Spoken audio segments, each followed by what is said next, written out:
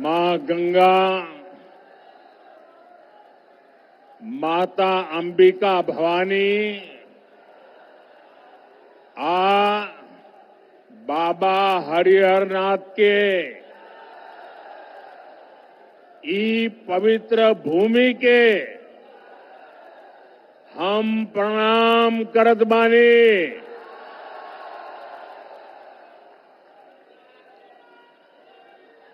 देशभक्त रत्न डॉक्टर राजेंद्र प्रसाद, लोकनायक जयप्रकाश नारायण, भिखारी ठाकुर के ई गौरवशाली भूमि पर रौरा सबके अभिनंदन करत बानी। वीर कुंवर सिंह जी की इस पावन धरती पर आप सभी जनता जनार्दन के दर्शन का आज मुझे सौभाग्य मिला है। इतनी विशाल संख्या में हमारी बहनें बेटियां आज हमें आशीर्वाद देने आई है। नौजवानों का उत्साह तो देखते ही बनता है। बिहार के मेरे भाई बहनों और खास करके बिहार के मेरे नौजवानों, मैं आज आपको एक गारंटी देता हूं। बिहार के मेरे नौजवानों, आज मैं आपको एक गारंटी देता हूं। आपका सपना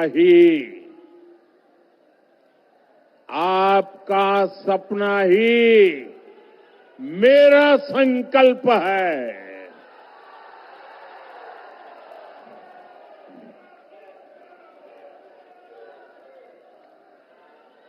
नरेंद्र और नीतीश आपके सपनों को पूरा करने में जुटे हैं।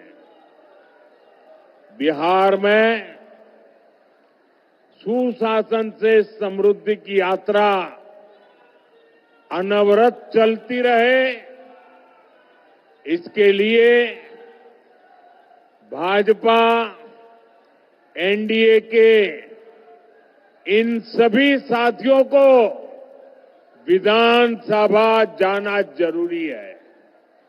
और इसलिए मैं आज इन सब के लिए आपके आशीर्वाद मांगने के लिए आपके पास आया हूं।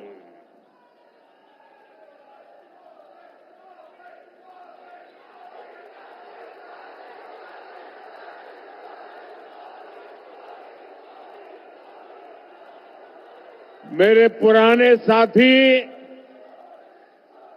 मेरे मित्र राजीव प्रताप मुझे भी बता रहे थे कि कई लंबे 48 घंटों से बारिश धूम चल रही थी। एक तरफ दिवाली गई, छठ पूजा का इतना पवित्र महत्वपूर्ण त्योहार, और इतनी सारी बारिश, इसके बावजूद भी छपरा का जो माहौल मैं देख रहा हूं,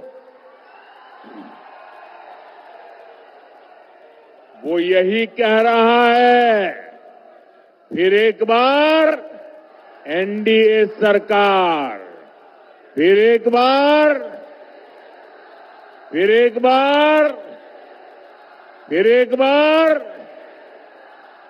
बिहार में फिर से सुशासन सरकार। भाइयों और बहनों, छपरा आना अनेक प्रेरणाओं से जुड़ने जैसा है। यह धरती आस्था की भी है, आंदोलन की भी है। और कला की भी है।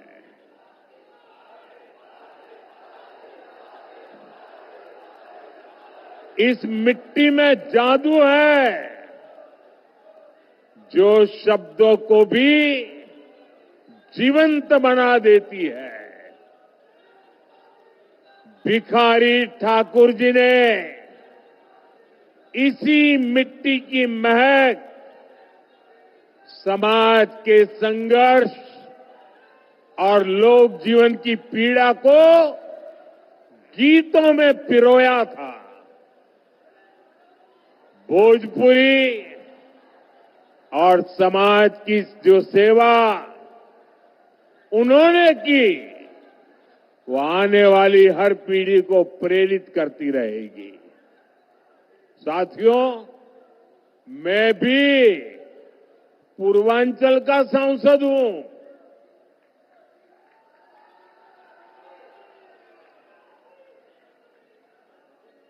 बनारसी बोलत बोलत अब हमरा के भोजपुर में कोनो दिक्कत ना होला। काफी कुछ अब समझ में आई गई बा। इसलिए साथियों, जब मैं भोजपुरी का सम्मान देश और दुनिया में देखता हूं तो गर्व से सिर ऊंचा हो जाता है। अभी कुछ महीने पहले ही मैं त्रिनिदाद और टोबैगो गया था। बहुत दूर है ये देश। जब मैं वहां एयरपोर्ट पर उतरा तो लगा जैसे बनारस या छपरा के घाट पर हूं। वहां के लोगों ने भोजपुरी चौताल से सबका स्वागत किया। बिहार और भोजपुरी से जुड़ा होने का गौरव अद्भुत होता है। लेकिन साथियों, मैं आपको ये भी याद दिलाना चाहता हूं कि लालटेन वाले हो, पंजे वाले हो या उनके इंडी गठबंधन के साथी, ये लोग कैसे बिहार और बिहारियों का अपमान करते हैं। कांग्रेस के पंजाब के एक मुख्यमंत्री थे। उन्होंने एक रैली में खुला ऐलान किया। ये जरा सुनिए, ये पंजाब के कांग्रेस के मुख्यमंत्री ने मुख्यमंत्री पद पर रहते हुए ऐसा खुला ऐलान किया कि बिहार के लोगों को वो अपने राज्य पंजाब में घुसने नहीं देंगे। कांग्रेस के मुख्यमंत्री ने पंजाब में भाषण किया और उस समय मंच पर उन्होंने तो भाषण किया, उस समय मंच पर गांधी परिवार की एक बेटी जो आजकल पार्लियामेंट में बैठती है, वो जब एक बोल रहे थे कि पंजाब के लोग बिहार के लोगों को पंजाब के मुख्यमंत्री पंजाब में घुसने नहीं देंगे, और ये कांग्रेस के इतने बड़े परिवार की बेटी खुश होकर के तालियां बजा रही थी। उधर तेलंगाना और कर्नाटक में कांग्रेस के नेता बिहारियों को गालियां देते रहते हैं। तमिलनाडु में डीएमके के लोग बिहार के मेहनतकश लोगों को प्रताड़ित करते हैं, और बिहार में आरजेडी क्या करती है? इतना सारा हो रहा है, आरजेडी को सांप सूंघ जाता है। और इस बार तो इस चुनाव में इन लोगों ने सारी हदें पार कर दी है। जिन लोगों ने अपने राज्यों में बिहारियों को गालियां दी, उन लोगों को कांग्रेस ने बिहार में चुनाव प्रचार में बुला लिया। साथियों, ये सब अचानक ऐसे ही नहीं हुआ है। ये बिहार के चुनाव में कांग्रेस की सोची समझी साजिश के तहत हुआ है। कांग्रेस चाहती है कि आरजेडी का ज्यादा से ज्यादा नुकसान हो और इसलिए कांग्रेस बिहार विरोधियों को बिहार चुनाव प्रचार में ला रही है। एक उदाहरण है कि आरजेडी कांग्रेस की लड़ाई कितनी बड़ी होती जा रही है। साथियों, हमारी संस्कृति, हमारी आस्था, हमारी धरोहर, यही बिहार की आत्मा है। भाई, इन बच्चों से जो फोटो लाए ले लीजिए। ये कब से हाथ ऊपर करके थक जाएंगे, जरा ले लीजिए। एनडीए सरकार विकास भी, विरासत भी, इस मंत्र पर काम कर रही है। जरा एसपीजी के लोग ये कलेक्ट कर ले भाई। हम धरोहर को रोजगार से जोड़ रहे हैं। आप काशी विश्वनाथ धाम या अयोध्या धाम जाइए, वहां हुए विकास के बाद श्रद्धालुओं की संख्या लगातार बढ़ रही है। इससे रिक्शा वाले, टैक्सी वाले, नाव वाले, होटल वाले, खिलौने बेचने वाले, साड़ी बेचने वाले, कपड़े बेचने वाले, सबकी कमाई बढ़ी है। अब यही काम हमारी सरकार यहां छपरा और आसपास के इलाकों में दोहरा रही है। भाजपा एनडीए सरकार यहां हरिहरनाथ कॉरिडोर बना रही है, गंगा घाटों का सुंदरीकरण कर रही है। आने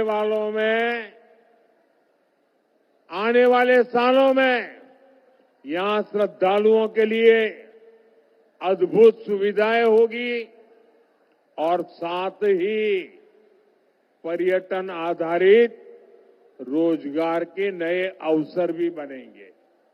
साथियों, हमारी सरकार बिहार की धरोहर को कैसे रोजगार से जोड़ रही है, इसका एक उदाहरण गंगा विलास क्रूज है।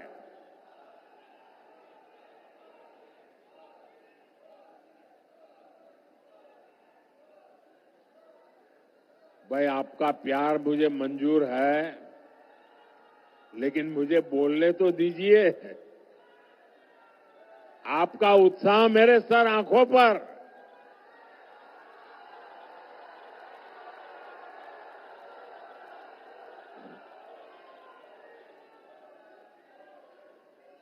लेकिन मेरी बात आपको घर घर पहुंचानी है और इसलिए आप जितना ध्यान से सुनेंगे, आप जब बूथ में जाएंगे लोगों को बता पाएंगे।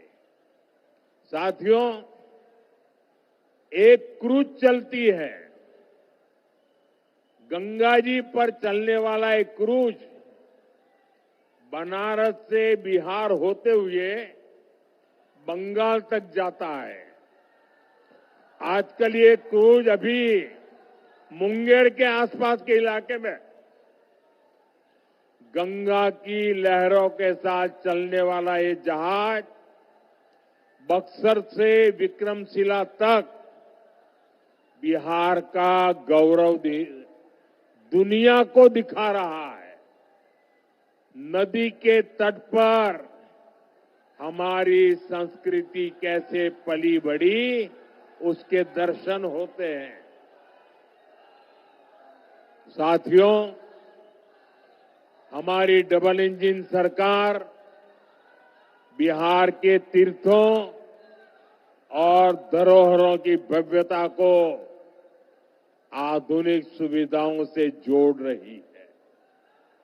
लेकिन आप ये भी याद रखिए, आस्था विरोधी, विकास विरोधी, वोट बैंक की राजनीति और तुष्टीकरण में डूबे आरजेडी कांग्रेस के लोग घुसपैठियों को बचाने के सिवाय कोई काम नहीं कर सकते।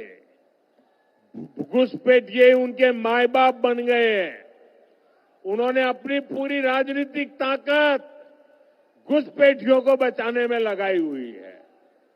भाइयों बहनों, अयोध्या में इतना भव्य राम मंदिर बना, 500 साल के बाद 500 साल का इंतजार, अविरत संघर्ष, और तब जाकर के राम मंदिर बना।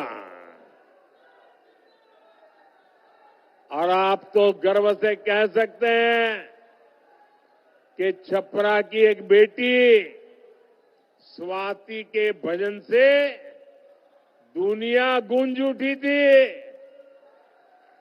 मेरी झोपड़ी के भाग आज खुल जाएंगे, राम आएंगे।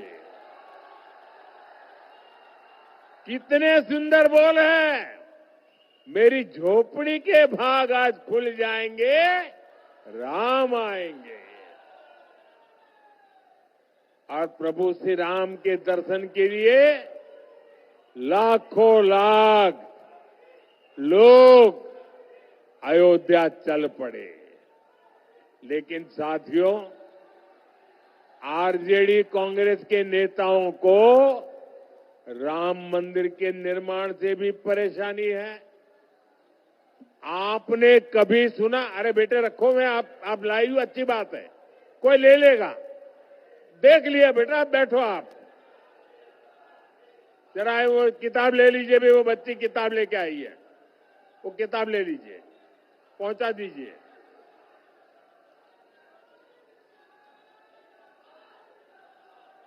थैंक यू बेटा, थैंक यू।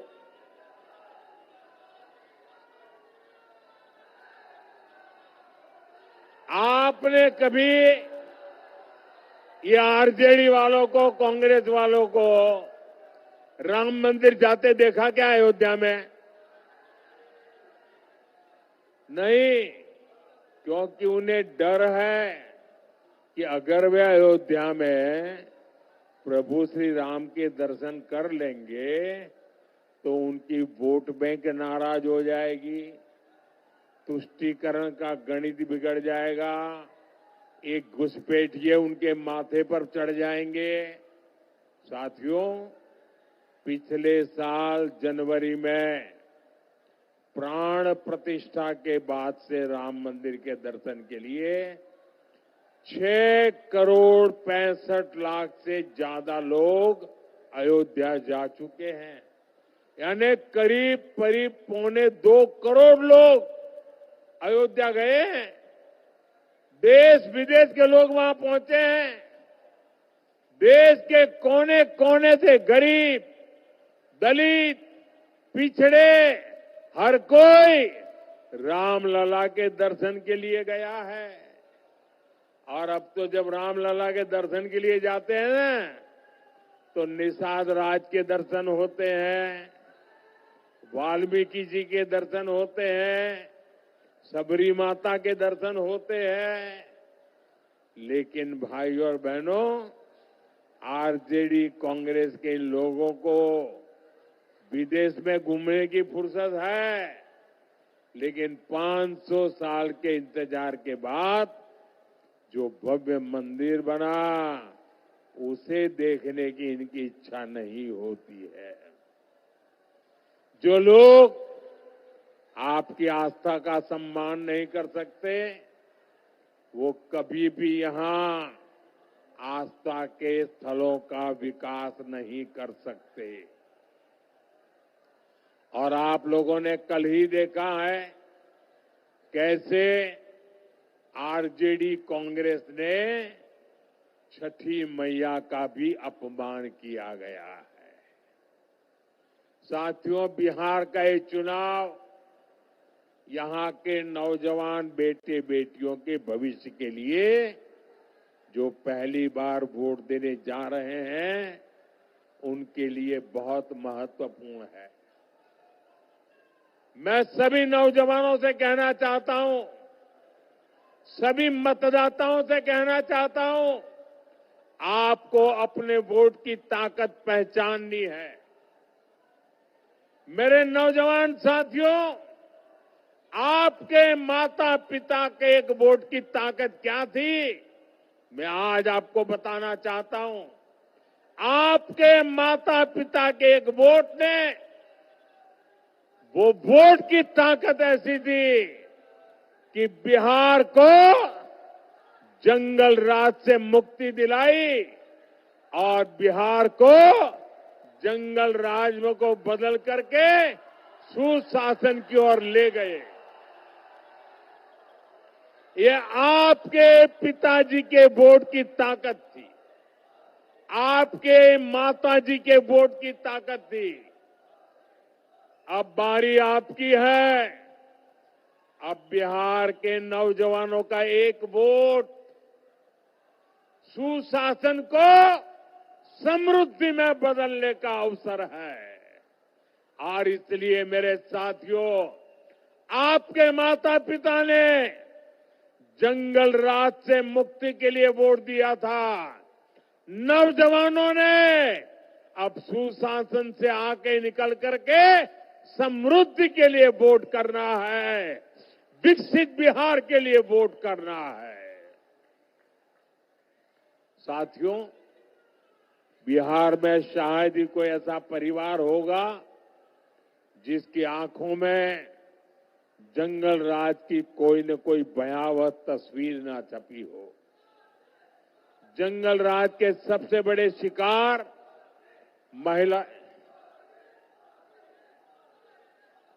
जंगल राज के सबसे बड़े शिकार महिलाएं रही है, बच्चे रहे हैं।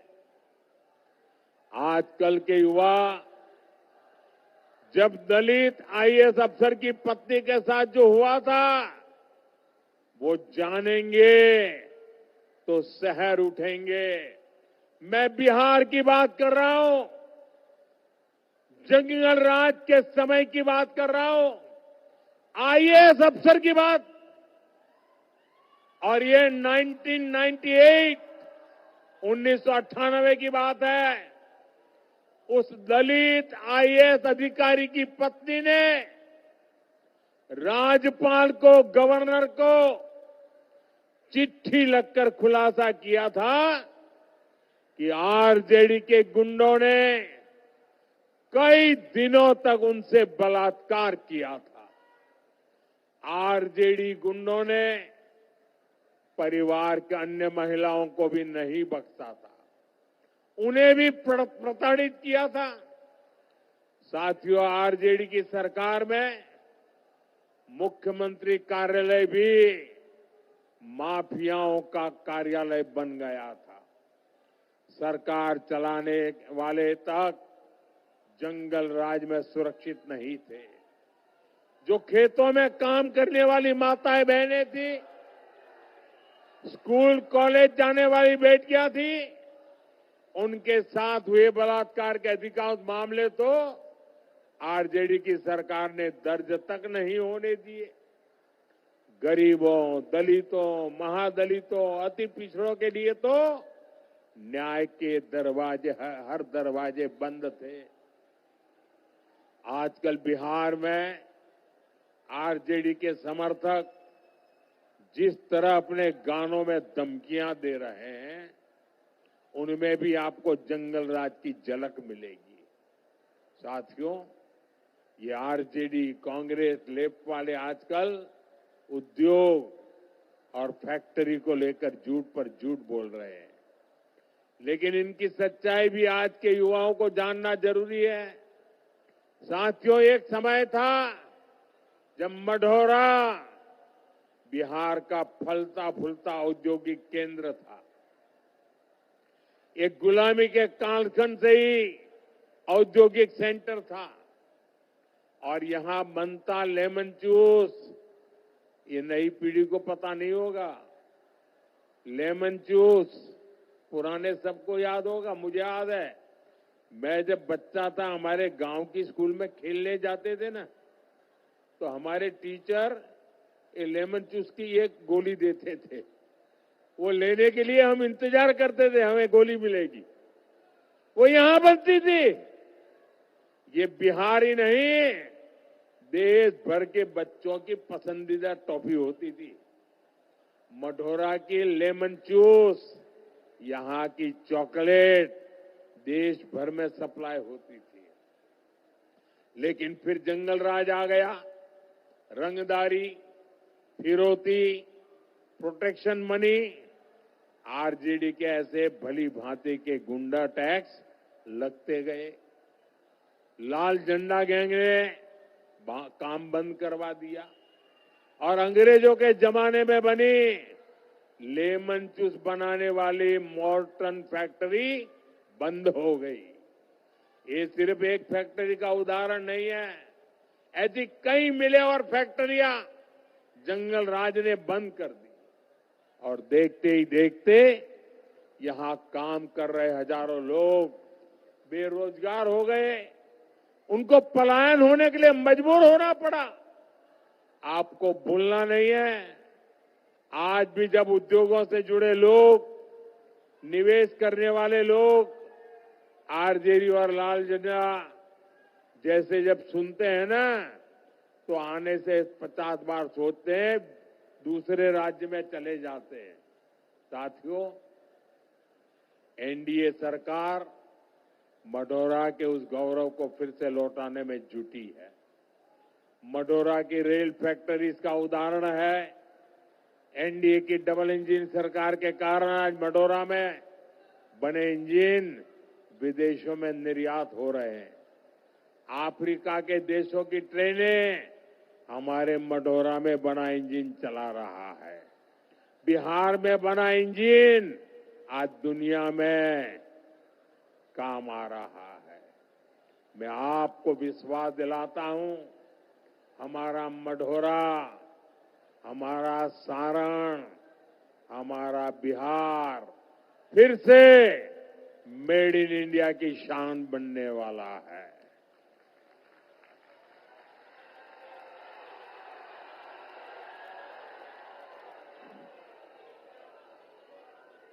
आने वाले सालों में यहां उद्योगों का नया विस्तार होगा।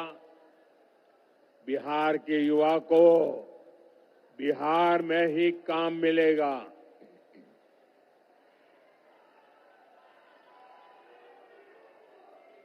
लेकिन साथियों, आपको ध्यान रखना है, जंगल राज वाले शिकारी, जंगल राज वाले शिकारी आपको लगातार भ्रमित कर रहे हैं, लालच दे रहे हैं।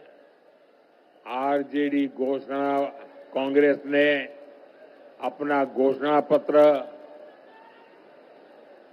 वो एक घोषणा पत्र नहीं है, उन्होंने अपनी रेट लिस्ट जाहिर की है। इनकी हर घोषणा के पीछे का असली मकसद रंगदारी, फिरौती, लूट खसूट, भ्रष्टाचार, यही सब है। इसलिए मेरे साथ इस संकल्प को दोहराइए, जंगल राज से दूर रहेगा बिहार। मेरे साथ दोहराएंगे? मेरे साथ दोहराएंगे? सबके सब दोहराएंगे? मैं कहूंगा, जंगल राज से दूर रहेगा बिहार। आप कहेंगे फिर से एनडीए सरकार। आप कहेंगे फिर से एनडीए सरकार।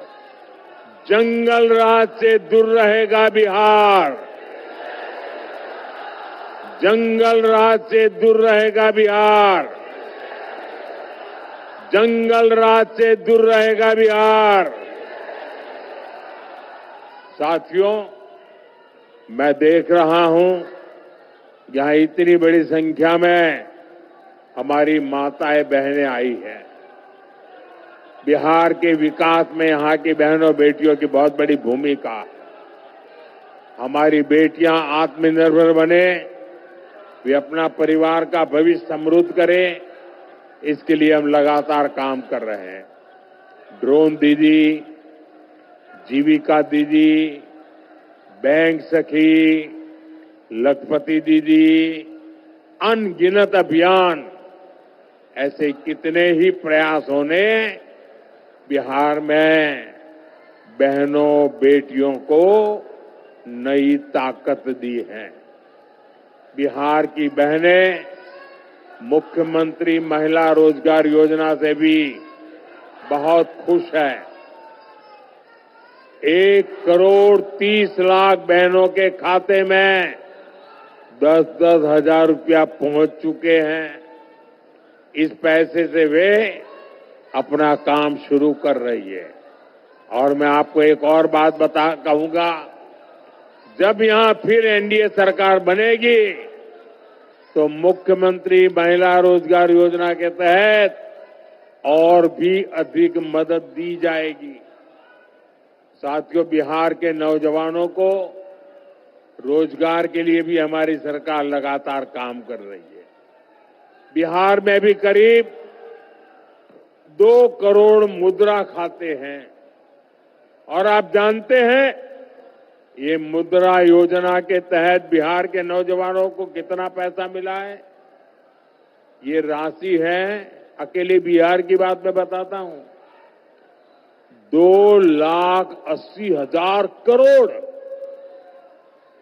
2,80,000 मतलब करीब करीब 3 लाख करोड़ रुपया। ये पैसे बिहार के नौजवानों को मुद्रा लोन से मिले हैं। दलित, महादलित, पिछड़े, अति पिछड़े परिवारों को इससे बहुत फायदा हुआ है। साथियों, जिसको किसी ने नहीं पूछा, मोदी उनको पूजता है।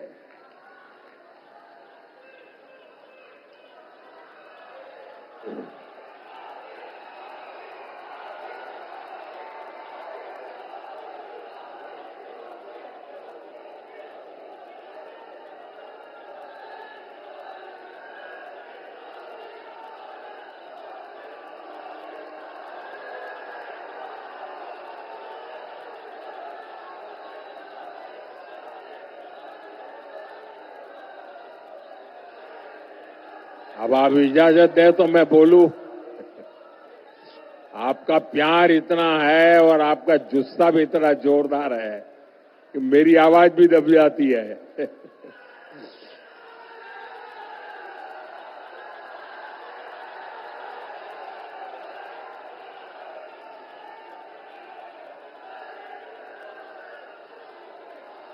साथियों, हमारे विश्वकर्मा साथी जो पारंपरिक काम करते हैं, हाथ के हुनर से काम करते हैं, जो बढ़ई है, लोहार है, सुनार है, सुतार है, दर्जी है, कपड़े धोने वाले हैं, जूता बनाने वाले हैं, मालाकार है, नाई है, ऐसे अनेकों साथियों की सूद भी किसी ने नहीं ली थी। इसमें भी बहुत सारे काम हमारी बहनें करती हैं। आजाद भारत में पहली बार ये हमारी सरकार है जिसने पीएम विश्वकर्मा योजना बनाई है। इसके तहत इन साथियों को सरकार आधुनिक ट्रेनिंग दे रही है। ट्रेनिंग के दौरान भी पैसे दे रही है। इन्हें आधुनिक औजार खरीदने के लिए देश भर के विश्वकर्मा भाइयों को हजारों रुपये दिए गए। इनको बैंक खातों से बहुत कम ब्याज पर लाखों रुपये ऋण दिया जा रहा है ताकि वे कच्चा माल खरीद पाए, नई मशीनें खरीद पाए। इसके तहत अभी तक देश के लाखों विश्वकर्मा साथियों को करीब 40,000 करोड़ रुपए से अधिक इसकी मदद स्वीकृत हुई है। आने वाले 5 साल में बिहार के विश्वकर्मा साथियों को इन योजनाओं से बहुत अधिक लाभ होने वाला है। साथियों, एनडीए की डबल इंजन सरकार वंचितों को वरीयता देती है। आप नक्सलवाद की समस्या को ही लीजिए। इसने वंचितों को, दलितों, अति पिछड़ों को हिंसा के रास्ते पर भटकाया। इनके टोलों को सड़क, स्कूल, अस्पताल हर चीज से वंचित रखा। एनडीए बिहार को माओवादी आतंक से मुक्त कर रही है। साथियों, एनडीए की डबल इंजन सरकार सामाजिक सुरक्षा का दायरा भी निरंतर बढ़ा रही है। बीमा हो, बढ़ी हुई पेंशन हो, मुफ्त इलाज हो, मुफ्त अनाज हो, ये सब कुछ ये आपका बेटा दे रहा है, एनडीए सरकार दे रही है। साथियों, आज बिहार में औसतन हर महीने, ये आंकड़ा भी बिहार के लोगों को याद रखना चाहिए। आज बिहार में औसतन एवरेज हर महीने 15,000 से अधिक गरीबों के लिए पक्के घर बनते हैं। गांव टोले तक सड़कें पहुंची है, बिजली पानी पहुंचा है, या नई गैस लाइन पहुंची है, बहनों की रसोई तक सस्ती गैस पहुंच रही है। हमारा प्रयास यही है कि आपके जीवन से चिंता कम हो, आपका जीवन आसान हो। साथियों, अब बिहार रुकेगा नहीं। अब बिहार रुकेगा नहीं, इतना ही नहीं है, अब बिहार नई रफ्तार से आगे बढ़ेगा।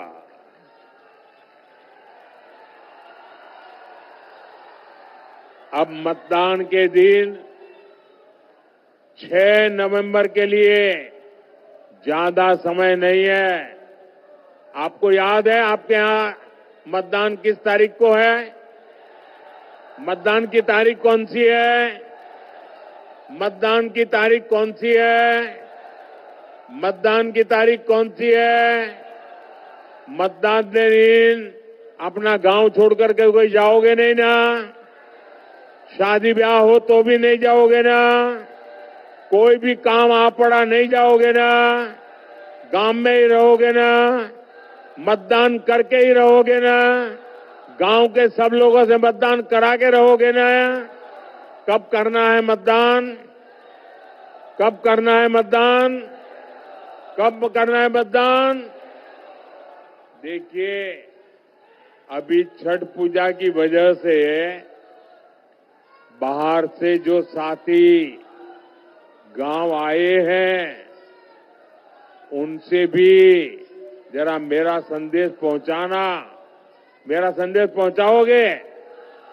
जो लोग बाहर से छठ पूजा मनाने के लिए अपने गांव आए हैं ना, मेरा एक संदेश उनको पहुंचाओगे? पहुंचाओगे?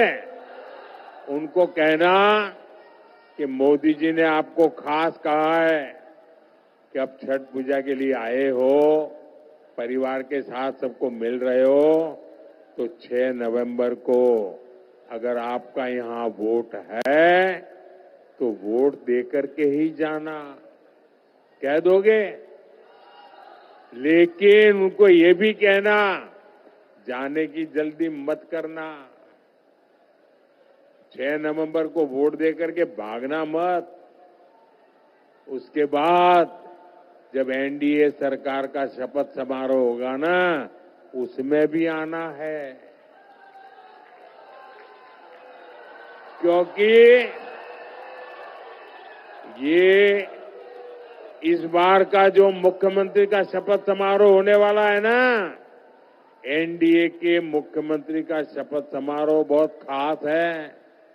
क्योंकि ये शपथ समारोह सिर्फ मंत्री और मुख्यमंत्री मंत्रियों को बिठाने का शपथ समारोह नहीं है।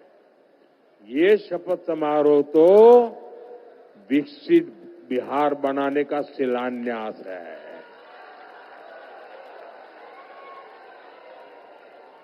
ये चुनाव विकास के महान अभियान को गति देने वाला है। इसलिए इस महायज्ञ में जो बाहर से यहां लोग आए हैं, उनका योगदान भी बहुत जरूरी है। भाइयों बहनों, हम सबका काम है, लोकतंत्र में हम सबकी जिम्मेवारी है। खुद तो वोट करें, लेकिन औरों से भी वोट करवाएं। ज्यादा से ज्यादा मतदान होना चाहिए। सुबह सुबह मतदान केंद्रों पर पहुंचना चाहिए। और भाजपा के, जेडीयू के, लोजपा के, हम पार्टी के, आरएलएसपी पार्टी के, जिस भी पार्टी के उम्मीदवार हमारे यहां से आपके यहां हो, उन सबको भारी बहुमत से विजयी बनाना है।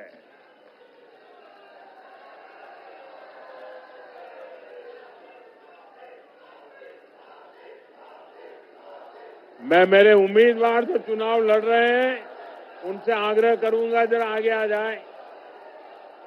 जो उम्मीदवार चुनाव लड़ रहे हैं वो आगे आ जाए।